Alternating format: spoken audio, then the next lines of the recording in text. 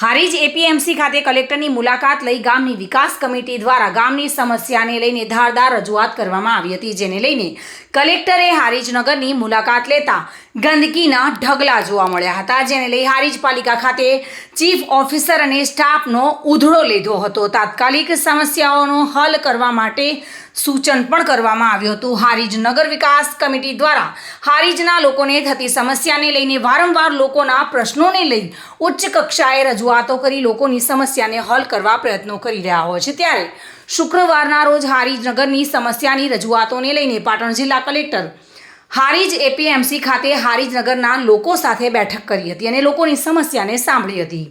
ત્યારબાદ હારીજ નગરની મુલાકાત કરી અને ત્યારે કલેક્ટરને હારીજના નગરમાં ચારે તરફ ગંદકીના ઢગ જોવા મળ્યા હતા અને આ ગંદકીના ઢગલા જોતા જ હારીજ નગરપાલિકા ખાતે મુલાકાત કરી પાલિકાના ચીફ ઓફિસર અને સ્ટાફનો ઉધડો લીધો હતો અને તાત્કાલિક તમામ સમસ્યાનો હલ કરવા કડક સૂચનો આપ્યા હતા। પ્રવીણ યોગી સાથે bureau report, today Gujarati news.